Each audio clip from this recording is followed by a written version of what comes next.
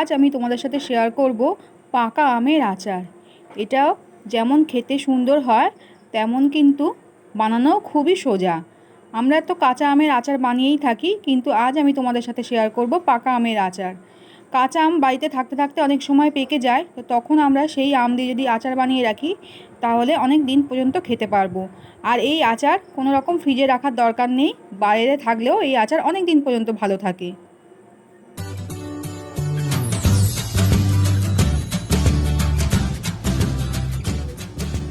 নমস্কার বন্ধুরা, Piu cooking and lifestyle চ্যানেলের নতুন একটা ভিডিওতে সবাইকে জানাই অনেক অনেক স্বাগত। তো দেখো, এই আচার বানানোর জন্য আমাকে প্রথমে গুড় নিয়ে নিতে হবে। আমি এখানে আখের গুড় নিয়ে নিয়েছি। এটা আমি গুড় আচার তৈরি করব, সেই জন্য আমি এখানে 1 কিলো আখের গুড় নিয়ে নিয়েছি। তো আখের গুড়টাকে প্রথমে আমি জাল করে একটু পাতলা করে নেব। তার জন্য দেখো অল্প একটু জল দিয়েছি, খুব বেশি জল না, অল্প একটু জল দিয়ে আমি এটা পাতলা করে নিলাম। নিয়ে ওটা একটু ঠান্ডা করে নেব। আর ততক্ষণে আমি এদিকে দেখো কিছু মশলা নিয়েছি 5 ফোড়ন, ধনে, জিরে আর মৌরি, আর নিয়েছি কটা শুকনো লঙ্কা, 5-6টা শুকনো লঙ্কা নিয়েছি। শুকনো লঙ্কাটা আগে আমি কড়াই একটু ভেজে নিলাম। তারপর দেখো 5 ফোড়ন, জিরে, গোটা ধনে আর মৌরি, গোটা মৌরি সবই পরিমাণ বুঝে নিয়ে নিয়েছি। আমার আমের পরিমাণ বুঝে নিয়ে নিয়েছি, তোমরা তোমাদের আমের পরিমাণ বুঝে নিয়ে নেবে। তো দেখো মশলাটা একটু ড্রাই রোস্ট করে নামিয়ে রাখলাম, ওটা একটু দরদরা করে গুঁড়ো করে নেব। আর এদিকে দেখো আমি এগুলো সবই গাছের আম, তো থাকতে থাকতে এগুলো পেকে যাচ্ছে। তো ভাবলাম কি করব, তাই ভাবলাম আচার বানিয়ে রেখে দেওয়া যাক, আর তোমাদের সাথে সেই আচারটা শেয়ারও করে দিলাম। তো দেখো গাটা দেখে মনে হচ্ছে কাঁচা, কিন্তু যখন কাটছি দেখো পুরো পেকে গেছে আমগুলো। আর এই পাকা আমগুলো প্রচণ্ড টক, এমনিও খাওয়া যায় না, সেই জন্য আমি আচার বানিয়ে নিলাম। তো দেখো সব আমগুলো এইভাবে আমি পিস পিস করে কেটে নিয়েছি। আর আটিটা রেখে দেবো, আটিটা কখনো আমি আমের সবজি বানিয়ে সবজি করে নেব। এই আমের সবজি আমি তোমাদের সাথে আগেই শেয়ার করেছি, চাইলে রেসিপিটা দেখে নিতে পারো। তো দেখো আমি ভাজা মশলাটা এরকম দরদরা করে গুঁড়ো করে নিচ্ছি, একদম মিহি গুঁড়ো করার দরকার নেই, তোমরা চাইলে ওটা মিক্সিতেও দরদরা করে গুঁড়ো করে নিতে পারো। এইবার দেখো গুড়টা আমি একটু ঠান্ডা করে নিলাম, নিয়ে আমি একটা ছাঁকনি দিয়ে দেখো ছেঁকে নিচ্ছি। গুড়টা অবশ্যই এইভাবে ছেঁকে নেবে বন্ধুরা। আখের গুড় অনেক সময় অনেক পোকা থাকে, বালি বালি থাকে, এতে করে আচার করলে আচারটা কিচকিচ করবে, কিচকিচ করবে, মানে বালি যদি থাকে, আবার অনেক সময় পোকামাকড়ও থাকে। তো সেই জন্য অবশ্যই এইভাবে গুড়টাকে গলিয়ে নিয়ে ছেঁকে নেবে। তারপর দেখো এবার আমি কড়াই বসিয়ে দিয়েছি, কড়াইতে তেল দিয়ে দিলাম, পরিমাণ বুঝে অল্প তেল দিয়ে দিয়েছি, খুব বেশি তেলও দরকার নেই। দিয়ে এবার আমি এখানে দিয়ে দিলাম দেখো 5 ফোড়ন, আর দিলাম হলুদ গুঁড়ো আর নুন। এবার নুন আর হলুদটা দিয়ে একটু ভালো করে তেলের ওপর নেড়ে নেব। এইভাবে আচারটা করলে আচারের কালারটা খুব সুন্দর আসে। হলুদটা যদি তেলের ওপর দিয়ে দাও না, তাহলে আচারের কালার খুব সুন্দর হবে। তো দেখো তেলের উপর হলুদ আর নুনটা দিয়ে একটু নাড়াচাড়া করেই আমি কেটে রাখা আমটা দিয়ে দিলাম। আর দেখো আমি আমটা কিন্তু খোসা সমেতই রেখেছি, বললাম যে তোমাদের আমটা ভীষণই পেকে গেছিলো। আর এই পাকা আম খোসা ছাড়ানো যায় না, একটু গাছের আমটা একটু আঁশ আঁশ আছে, সেই জন্য আমি আমের খোসা শুদ্ধই করলাম। এই খোসা শুদ্ধও কিন্তু খুব ভালো লাগবে খেতে এই আচারটা। আর দেখো তারপর আমি এখানে দিয়ে দিলাম অল্প একটু কাশ্মীরি লঙ্কার গুঁড়ো, যাতে কালারটা ভালো আসে। তো দেখো কাশ্মীরি লঙ্কার গুঁড়োটা দিয়ে আমি ভালো করে আমটা একটু নাড়াচাড়া করে নিচ্ছি। যেহেতু পাকা আম দেখো খুবই রস বেরিয়ে গেছে, এটা একদমই শুকানো খুব একটা যাবে না, তবুও যতটা পারবে তোমরা ভালো করে শুকিয়ে নেবে তেলের ওপরে, তারপর গুড় মেশাবে। তো দেখো আমি অনেকটাই এখানে ভালো করে আমটা নেড়ে নিয়েছিলাম তেলের ওপরে। তারপর দেখো আমি গুড়টা দিয়ে দিলাম, ছেঁকে রাখা গুড়টা।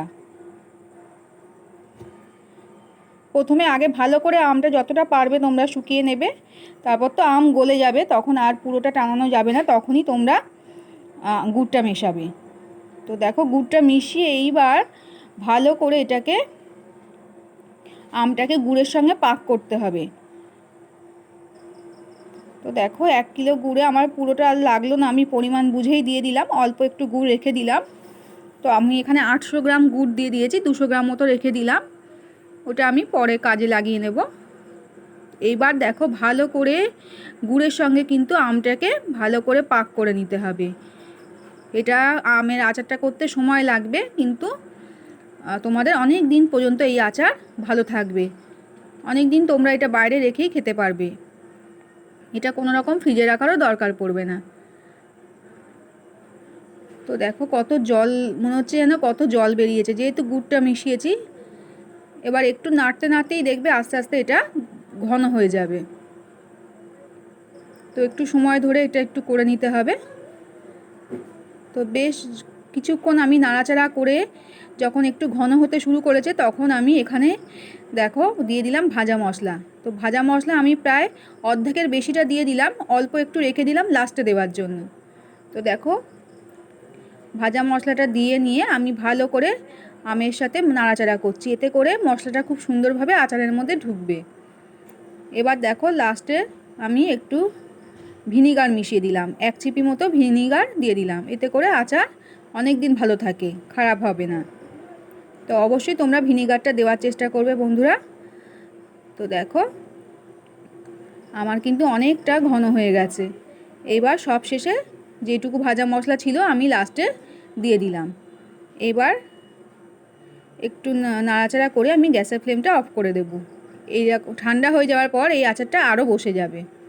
তো দেখো রেডি হয়ে গেল আমার আমের আচার। কেমন লাগলো অবশ্যই আমায় কমেন্ট করে জানিও বন্ধুরা। আর পাকা আম দিয়ে তোমরা অবশ্যই এইভাবে একবার ট্রাই করে দেখতে পারো। এইভাবে একবার করে রাখলে বছর জুড়ে তোমরা এই আমের আচার খেতে পারবে। আর কমেন্ট করে আমাকে অবশ্যই জানাবে তোমাদের কেমন লেগেছে, আর একটা অবশ্যই লাইক করে দিও বন্ধুরা।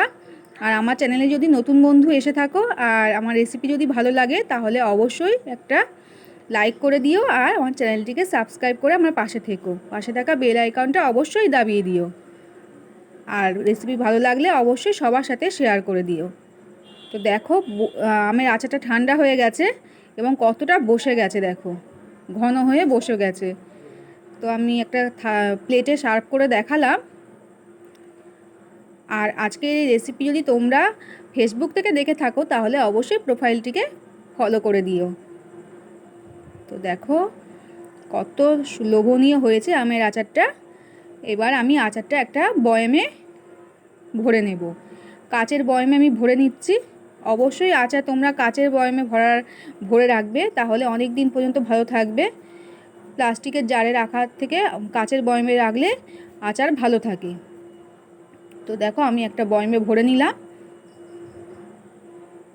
এই আচার রোদে না দিলেও চলবে, তবে মাঝে মধ্যে যদি রোদে দাও তাহলে কিন্তু ভালোই হবে। তো রোদ দেখলে অবশ্যই রোদে দিতে পারো, আবার না দিলেও চলবে। তো দেখো আমার আচারটা বয়ামে ভরা হয়ে গেল। তো আজ আমি এখানেই বিদায় নেবো বন্ধুরা। সবাই খুব ভালো থেকো, সুস্থ থেকো। আমি আবারও ফিরে আসবো নতুন কোনো ভিডিওর সাথে। টাটা।